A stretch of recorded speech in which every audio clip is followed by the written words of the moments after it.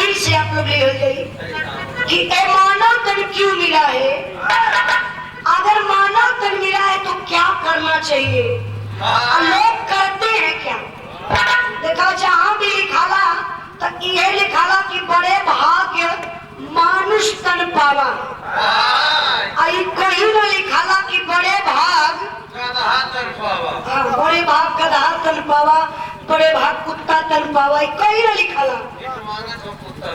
यही मर्जी है ना, यही मर्जी है ना, रसा पिए क्या लिखल हो आई मर्जी है तो नहीं भैया हमारी पार्टी है, लोग सम्मानित करा गई मत बड़ा कुत्तों को ठीक हो मंजूर हो। अच्छा देखी तो माना तन बिगड़वा तो क्या करे के बाद का बैठे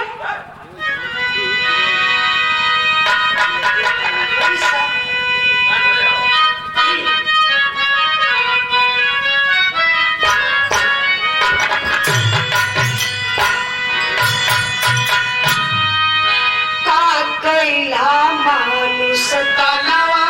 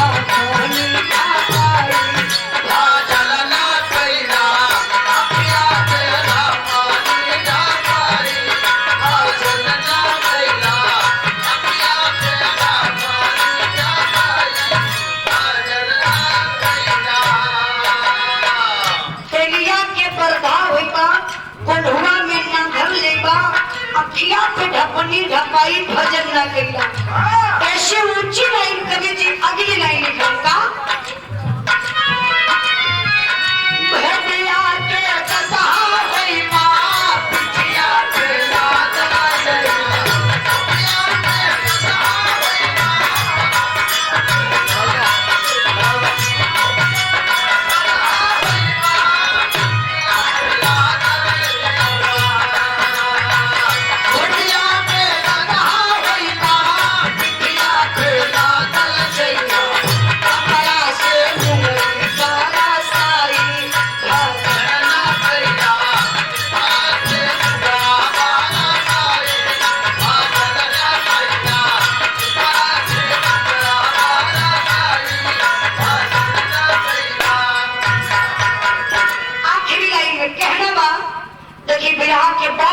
कलाकार हमारे बड़े भैया राजू उर्फ राजीव ये ना भैया अच्छा राजू राज अपने ही परिवार से अपने गुरु घराना खड़ा से गणेश खड़ा से बहुत बहुत भैया के प्रणाम।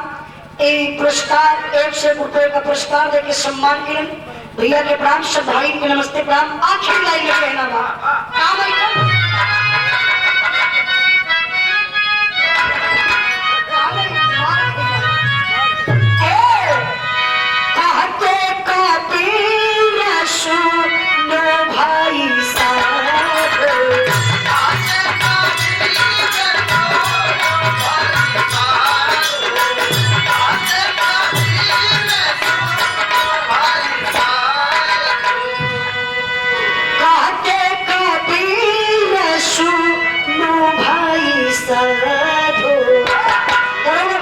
5 मिनट और रुकिया, कि लड़का 5 मिनट खाली गई करी है। और ये चैनल वाले लोगों के मिल जाए कुछ चढ़ा दिए लड़का कभी रोजी रोटी चले लगी तो अच्छी बात हो। और मन के का है कहना बैठे का कहते कबीर सुनो भाई साधु सतगुरु से नहीं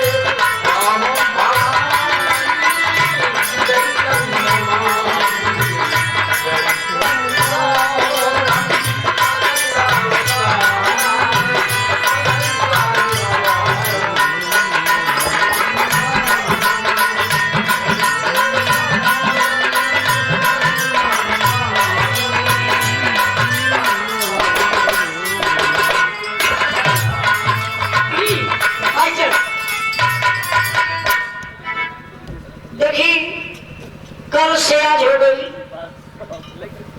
आजो के सुबह हो गई।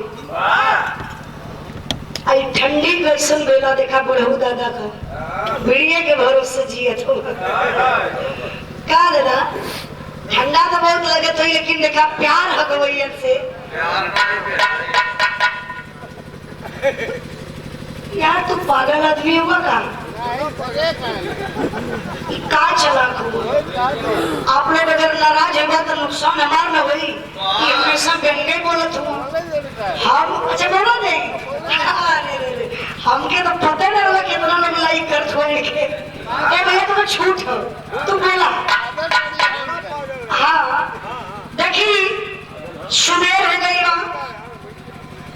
हमार कोई नहीं बतूंगी आप लोगों से दिन में भी कार्यक्रम बा। दिन में समाजवादी पार्टी का प्रचार करे के बाद और रात में फिर जाए के हमके चंदौली। हाँ तो हम चाहते हैं कि अपन दिनवाला भी कार्यक्रम बढ़िया से निकाल ले, यहाँ को भी बढ़िया से आप लोगों के दुआ से बात से निकल गए बढ़िया से भीतर 2 मिनट के थे भजन हम गा दे पानी। और एक थे हमारी भतीजा बनन अनिल लाल यादव तू लाइन ले लेगा आशीर्वाद दे पानी। थोड़ा से आप लोग अपन प्यार दुलार आशीर्वाद दी है भी शिखर बड़े माता रानी करे कि सबका आशीर्वाद लगे, समाज में नाम रोशन करे। तो मास्टर साहब आवाज हटके से बजा के 2 लाइन कौनो गीत बजाना, खाली हम 2 लाइन गाई जिसे खड़ा हो गई लगा दी आई रोड में सुनदा देखो बजा तो रस पिए तुम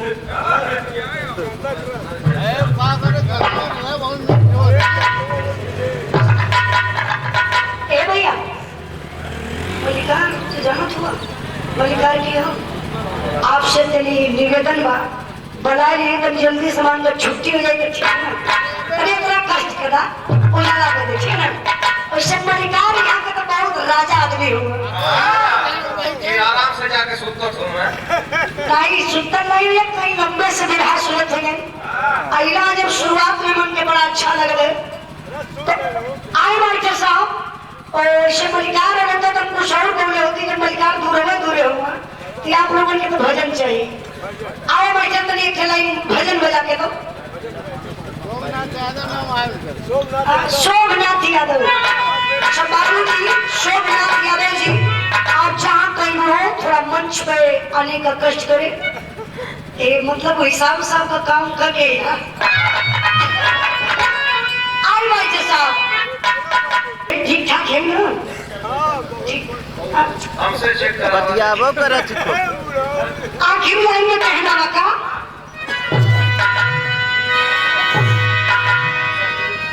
सतगुरु से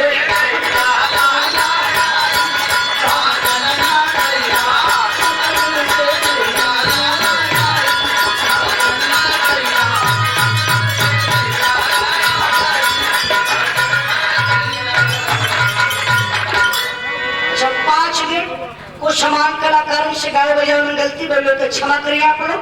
5 मिनट के गीत बाबू आवाज छठ के में गाना था।